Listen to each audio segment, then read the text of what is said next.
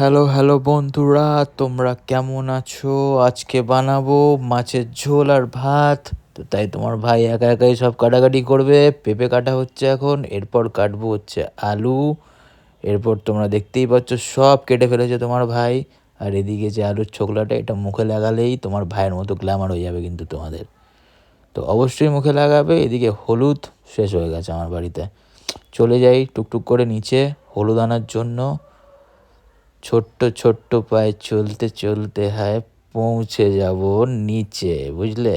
ওয়েদারটা দেখেছো? একদম ঝিঙ্কু ওয়েদার। চলে গেলাম খেকুড়ে কাকার দোকানে, পেয়ে গেছি হলুদ। এবার যাচ্ছি ওপরে, চলে এসছি।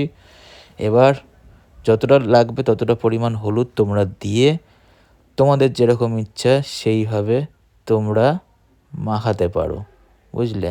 আমার যেমন ইচ্ছা আমি সেরকমভাবে মাখিয়ে নেব হলুদটাকে সুন্দরভাবে, দেখতেই পাচ্ছ তোমরা।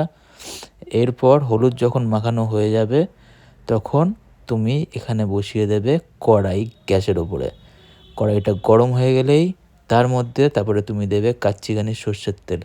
এদিকে আমি ভাতটাও বসিয়ে দিয়েছি, অল্প একটু নুন দিয়েছি। শুনেছি নাকি ভাতটা নাকি ফর্সা হয়।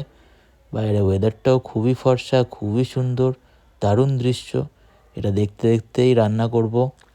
দিয়ে দিয়েছি কড়াইয়ের মধ্যে কাচ্চিঘানি সর্ষের তেল, সুন্দর একদম ঝাঁঝালো সর্ষের তেল। এবার এটা একটু গরম হয়ে গেলেই এই সুন্দর হলুদ মাখানো মাছগুলোকে এর মধ্যে দিয়ে দেবো। এবার এটা ভাজা হোক।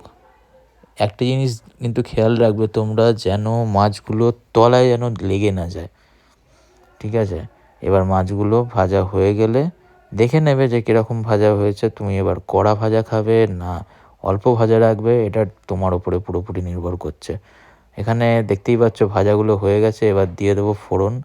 আমি দিয়ে দিলাম জিরে আর শুকনো লঙ্কার ফোড়ন। তার মধ্যে দিয়ে দিলাম পেঁপে আর আলুগুলোকে দিয়ে এবার একটু অল্প ভেজে নেব। তারপরে দিয়ে দেবো নুন, তারপর দেব হলুদ। এরপর এগুলোকে ভাজতে ভাজতে আমি এদিকে মশলাটাকে রেডি করে ফেলি। আমি মশলা রেডি করছি হচ্ছে আদা, জিরে, ওদিকে টমেটো আর কাঁচা লঙ্কা, সাথে যতটা লাগবে ততটা জল দিয়ে তুমি বেটে ফেলো মশলাটাকে। মশলা রেডি। এরপর কি করব, এবার মশলাটাকে এর মধ্যে দিয়ে দেবো। দিয়ে দেওয়ার পরে এবার দেখতেই পাচ্ছ মশলাটা অল্প কষে এসছে। কষানো যদি কমপ্লিট হয়ে যায় তাহলে এর মধ্যে দিয়ে দেবে জল। জল দিয়ে দেওয়ার পরে এবার এটাকে একটু ফুটোবে ভালোভাবে। দেখে নেবে যে নুনটা আর ঝাল অথবা যা টেস্ট যেরকম তোমার লাগবে আর কি, তুমি সেটা চেক করে নিয়ে তার মধ্যে দিয়ে দেবে মাছ, বুঝলে? এবার মাছ দেওয়ার পরে একটা জিনিস দেখবে যে মাছ যেন ভেঙে না যায়, সুন্দরভাবে দেবে। দিয়ে তার মধ্যে লাগিয়ে দেবে ঢাকনা। এবার যে ফ্লেমটা আছে ফ্লেমটাকে করে দেবে লো। এদিকে আমার অটো পাইলট মোডে ভাত এখানে ফ্যান ঝাড়া হচ্ছে, আর এইদিকে আমার মাছের ঝোল অলমোস্ট রেডি। চলো চলে যাই খাবার টেবিলে। এবার আমি কি করব, এই ভাতের সাথে এই ঝোলটাকে নিয়ে এই আমার পছন্দের পিসটা, এটা আমার খুব পছন্দের পিস, বিশ্বাস করো। এই পিসটার জন্যই আমি এই মাছগুলো আমি কিনি, শুধু এইটুকু জিনিসের জন্য।